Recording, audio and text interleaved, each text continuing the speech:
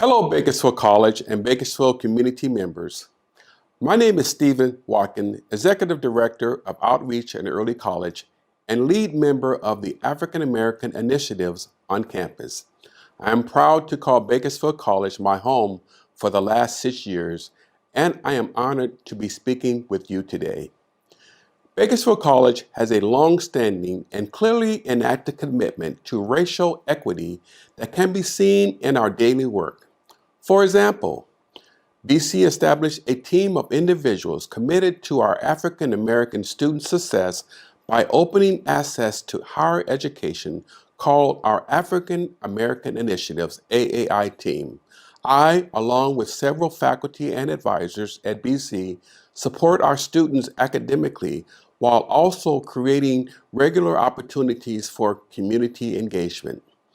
As a direct result of AAI over the last 5 years, BC has increased first-time Black student enrollment by 72% and increased Black student completion of associate's degrees by 223%. I have personally seen our work make a direct impact on Black students since the creation of the African American Initiatives and thank all those who have contributed thus far. The recent murders of Ahmaud Arbery, George Floyd, and Breonna Taylor have certainly created for BC an urgency to provide a platform for dialogue and discussion around issues on race in America, police brutality, and ways to fight for justice. As an educational institution, we believe it is BC's responsibility to respond to our community in pain and to provide a space to shine a light on our Black community experiences.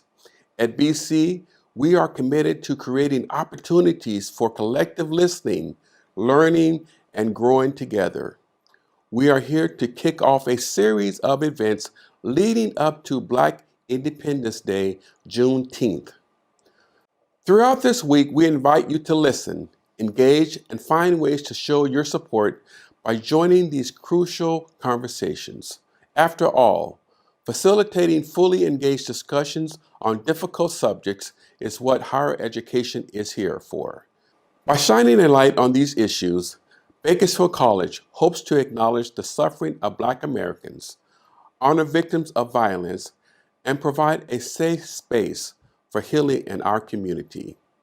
I encourage you to tune in throughout the week and hear from a dynamic group of speakers, musicians, activists, and many talented individuals as we come together to shine a light on these critical issues and light a candle to illuminate the way ahead. Thank you.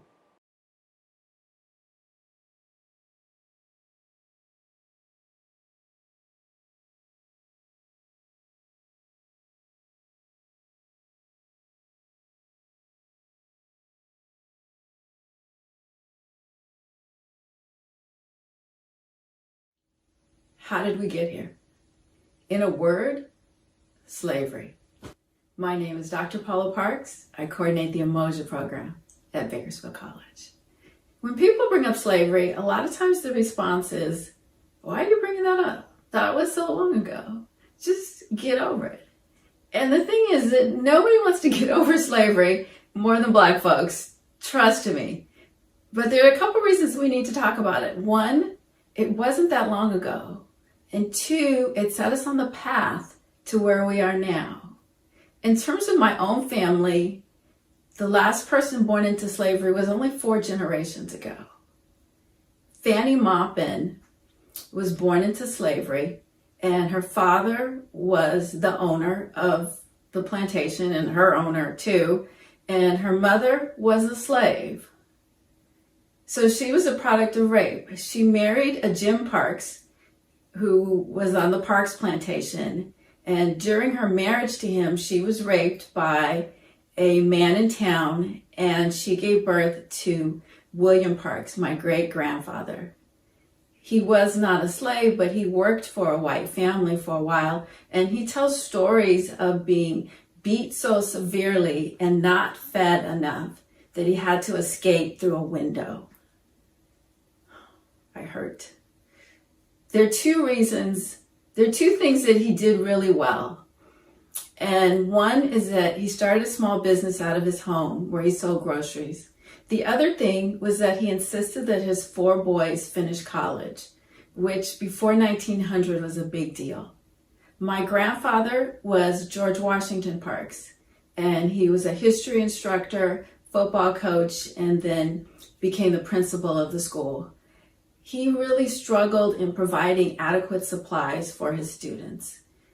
The facility was old, the books were discarded books from white schools, the uniforms, everything was old, and he struggled to live in that world.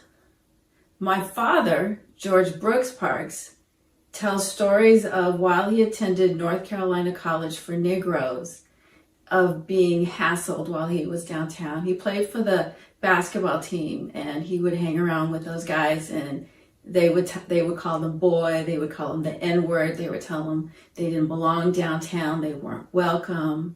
One thing that happened while he was there is that a serviceman in uniform got on the bus, and the bus driver asked him to move to the back of the bus, and he refused, and the bus driver shot him dead on the bus in front of everyone, and of course he was not convicted or held liable for that.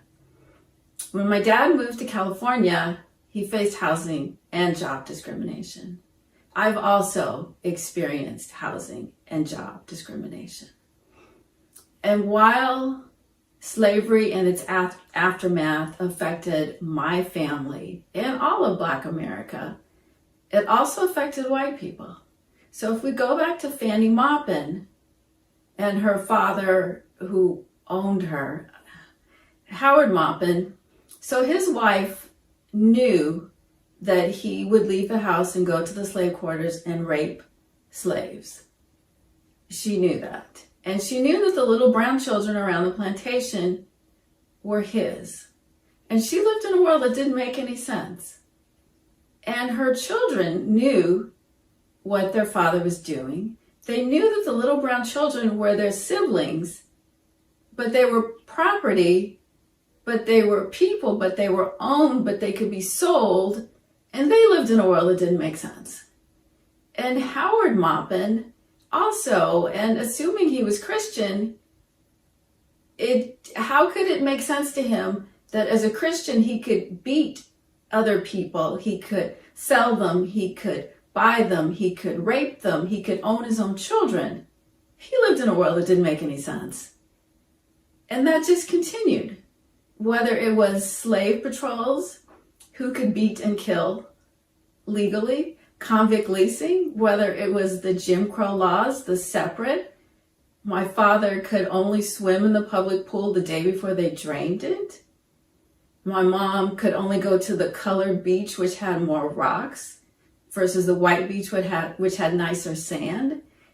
Mass incarceration, lynching, whether it's publicized with an open casket like Emmett Till, police brutality, whether it's caught on film like Rodney King, whether it's caught on film like George Floyd.